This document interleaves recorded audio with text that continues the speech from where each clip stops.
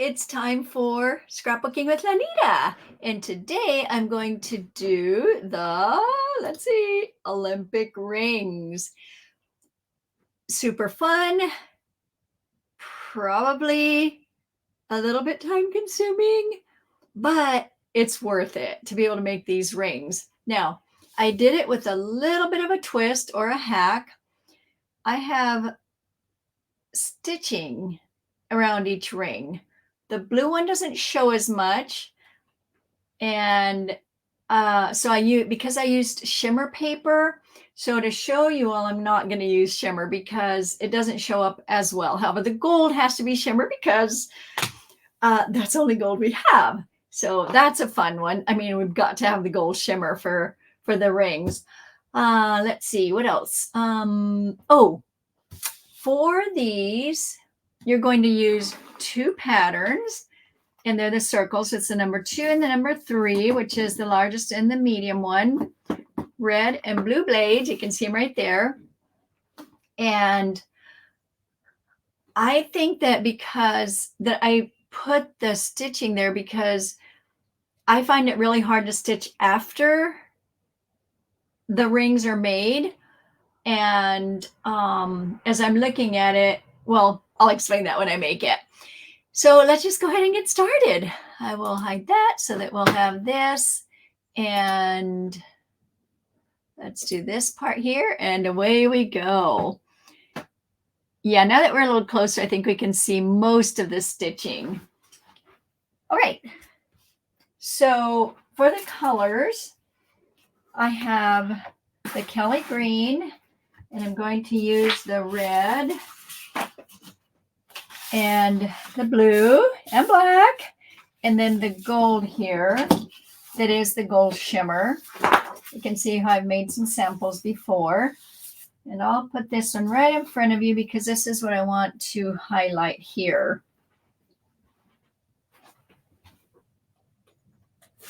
I was looking for the red. So there are different colors of reds, and obviously what you see on the Olympic ring pictures, there are a lot of different kinds, but they seem to be more the bright colors. So I wanted the bright. The other thing that I wanted to point out is that the reason that I did the stitching around it is because as I was looking, a lot of them have like a shadow. And so this to me was creating the shadow effect. I tried a few other things. Let me just see if I can show you here. I tried shadowing with this.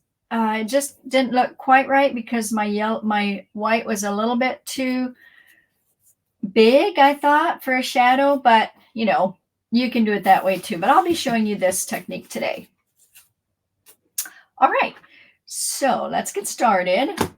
And black fine tip pen. I want a little bit of room here. And one of the things about this is that there is a little bit of guessing going on, but we'll get to that in a bit. Okay, I am just a little bit crooked, and I don't like being crooked. Let's try that. All right, so you're going to hug the edge, and here's a little bit difficult part with hugging the edge is that when I move my hand to stitch, sometimes I've moved my ring. So I'm going to be really careful now. And of course, I feel like I always say this when I'm on camera. It's when I'm working with my hands under the camera, I bump the camera with my head, and then I end up moving things too. But so I'm being really precise here because I want to really hug the edge on my stitching, because that's the key to be able to get it to show up. Okay, so, and then don't even bother capping your pen. I did try just now, but I want to move this. So then I'm going to put my red blade in, and I am just going to go around. Okay, so there is my stitching, or there are the stitches. Now this is the part that is a guessing thing. I'm going to use the blue blade, so it's going to cut it smaller, which makes the ring I did try several variations of if I put the mat this way or that way, but I couldn't figure it out. So let's just do some guessing and hope the rings turn out, huh? They did with all the ones I made, but I'm on camera. They can be different. There we go. There's a ring with stitching. Okay, gold ring done. And only 4 more to go. So you want to leave yourself a little bit of room. Wrong one. Let's get the right one here. A little bit of room because because of this template, and it's harder to have it on the edge. So away we go with this. I was hoping that I would be able to stitch all of them just to get the stitching over with, but it doesn't work that way because once I move it, then that is it. Like I can't get the same spot again. But we'll plow through this, and you can be thinking about how you want to make yours. All right, so I think I have one more stitch there. Now I'll go with the red, and I don't think I moved this. And it's interesting because you can barely see the stitches. So that's why it's hard for me to see if I moved that or not. There we go. Okay, and again, a little bit of guessing to make sure I have it as even as possible so that my ring will be even. And there we go. Okay, ring number 2. Now let's go for the green. And do it again. 1, 2. And you don't have to count them, of course, because it depends on the size of your stitching. I did try a little bit bigger. I like the smaller ones better, but right here I'm making a few bigger ones just so that you can see if you like smaller or bigger. Actually, it looks like I'm not being consistent on my size here, but like I said, just tuck your pen way in there. And this part was the part like in here where I'm doing right now was the part that I had the hardest time with to get that one last stitch because of holding it. Okay, I go there. And I don't even really need to take the center out. I can just go ahead and do the blue. How does that look? Right, it looks pretty good. Oh. There we go. Ring number 3. We're doing pretty good. Okay. All right. Okay, so let me just, the next 2 are the ones that, here's the issue with these is the black doesn't show up much. And so I am going to use, I tried the silver pen with the fine tip, but it splays out a little bit too much. It's a little too thick and it cuts off the stitching. This is what I use, the Jelly Roll White. It's the only non-CM thing that I use, but it's the only white pen that I have found that works well. And I do have this on my site with products that are exclusive or discontinued or retired. I guess I should say retired. I was calling it my discontinued site, scrapbookingwithlanita.com. And then people thought that the site was being discontinued. So I need to call it retired product or other things like this pen. Probably this pen is the only thing I have. All right, so there's the white. Oh, I moved it, didn't I? Silly me. Okay, put it back. Well, this is a good lesson to see if I can get it straight now that I took it off. So let's see. I think I can. And I have done this before where I took it off a lot of times. So let's see how this one works out. All right, that one turned out. Whew. It's always a little difficult when you're on camera, huh? All right, so that looks fairly even. Let's try it and hope. And then black is the last one. Okay, Pretty good, huh? Now we're going to talk about the ring, the leftover pieces too. I don't want to forget how to do the leftover pieces with you. So there's, okay, a little bit of room, white pen, cap this one because we don't need that one anymore. And I don't want it drying out. So about the pens, you know, I still have my original pens, a few of them, maybe one or two from back when I started Creative Memories 35 years ago. Oh my goodness. And so it's nice to know how the pens last so long. And like I said, I've always been really careful with things that we need to write with. But in this case, I felt like this case, or when I need something just brief, I will use this kind of a pen because I'm not using it a lot, like that it would erase my writing. Because some of the pens, and I learned the hard way that were not Creative Memories, they faded and they ran on my pages. So I've learned a lot through the years to stick with Creative Memories. Okay, there we go, done. Now I'm just going to reverse it and put it right here for you. And so blue goes first, and black, and red. And they're fairly close together. And then the yellow and the green. So here's the little trick with this, and it is kind of a trick to be able to get them so you can tuck this under. So what I realized or discovered is that I just want a little piece of adhesive, and I'm going to put it at the top here because I want to be able to get under there. And I just am going off of it to put the black on. And this, there's a little bit of a hair there, but of paper.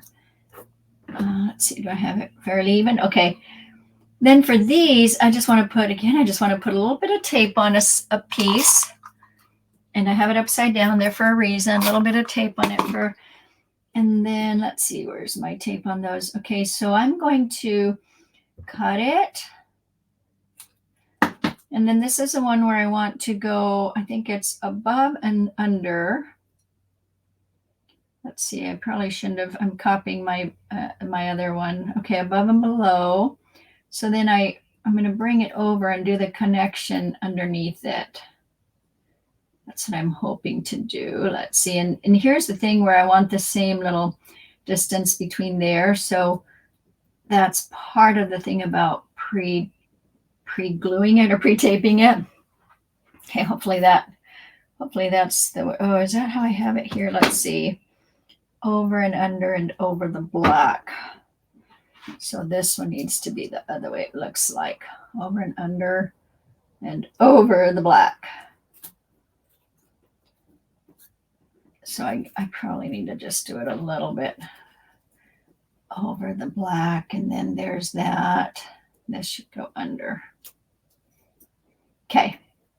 So there's just two of these, thankfully, right? Thankfully, there's just two of them. So then I'm just going to try and tuck it under here. And what I realized also is it doesn't really show much. Like my seams on this one, I guess I did hide them.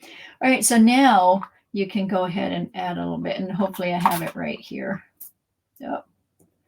Hopefully. And I also realized afterwards that that it was better to tack things down because you may have to move them. Okay. So then I think this one is, let's see, over the black, over and under. Let's see if I can do this upside down or not. So if I do, let's see, I'm not going to be able to figure it. Okay. Let's see if I can do this backwards. So I said over the black and under, over the yellow, over the red and under the red. I think that's, there we go. So that one can be tucked in right there. I think that is correct. Okay. So I think that is right from what I'm seeing. And then you can tack them down later. So what do you think? Isn't that a fun tip? All right. So now you've gotten your Olympic rings. You can write inside them. You can do whatever. You can put pictures in. But what do you do with all these leftovers? So here's just something really, really quick. I just grabbed some red, white, and blue papers that I thought would work if I were to have leftovers. So you can just put them around the edges if you want.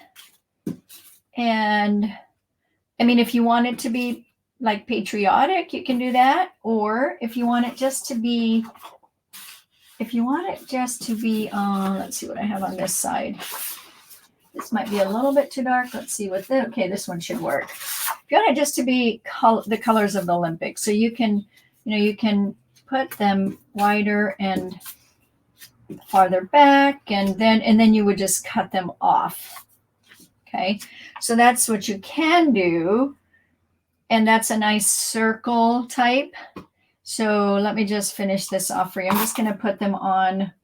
And this is like willy-nilly, okay, because I want to show you some other things you can do with them. Just a real quick tip on this. And then,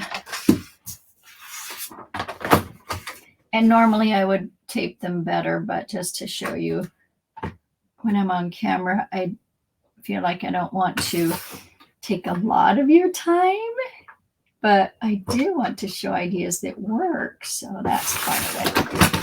Okay, so there's that. So you would do the same with your black. I'm going to take the black one off because I want to show you something else with these. And then, of course, with these leftovers, you just continue on. You have the leftover pieces, so you can continue on around. So isn't that fun? You can do a really fun page with the leftovers. Bring it over and up and, opposites. Okay. All right, that looks like a nice clown thing, doesn't it? Okay, now for other leftovers, I'm going to grab these. You can, and I'll grab that one too. You can take your circle punch and you can make leaves with the leftover piece. Okay, pieces. You can make leaves with the leftover circle. So there's your leaf, and then you can actually make an apple core if you wanted to. So there's that, there's this, and then there's your apple right there with your apple core. Okay, so isn't that fun that you have things you can make with the leftovers? You can make flowers with these little ones too. This could be your center actually, or this could be the petals. So you would just have a bunch of petals and it should be an uneven amount, I'm pretty sure. Let's see, let's find a center. I'll just do it this right here. And I would probably need a few more of these, but so there's your, let's see, here we go. This is, let me just do it just a little bit better so that you can see. And I'm just going to flip this over so that I can tape it. There we go. This pickup thing is so nice. This lifter stick. Okay, let's see. I would need a few more. And I only put a little bit of adhesive, but you get the idea, right? Okay, so there's that in a very rough way. I just need a few more, don't I? It's hard to make things rough. Okay, that's a smaller one. Here's another piece we can steal from here. So just put a little bit there. And let's see what I can do with this one. Do I need one more? Probably, huh? And there it is. I've got it there. Okay. A little bit better. Still a little rough. But then you can do a center with your should we do a red center? With your, let's do it with this one. With your, this punch. Oh, where did I disappear it to? Oh, let's try it again. See if I can make it stay here. There we go. Had a lot of them. Okay, so you can make a couple of centers. All right, you get the idea, right? You can make a really cute flower. So there's lots of things that you can do with the leftovers.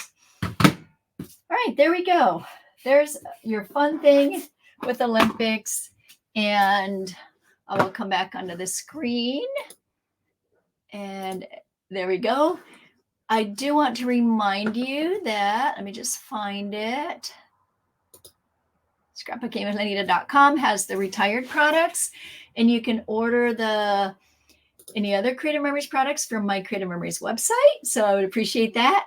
If you want to become an advisor, we have so much fun. Oh my goodness, you have no idea. Right, Danielle and Iris? Anyway, so then the other thing I want to tell you is that we are doing every day something with Olympics. So I'm going to be posting a few other pages that we've made. Every day scrapbooking with a theme in mind can be a little difficult, but we've had a lot of fun with it. So I'll share some of those because they're really fun. All right. Bye. Happy Olympicing.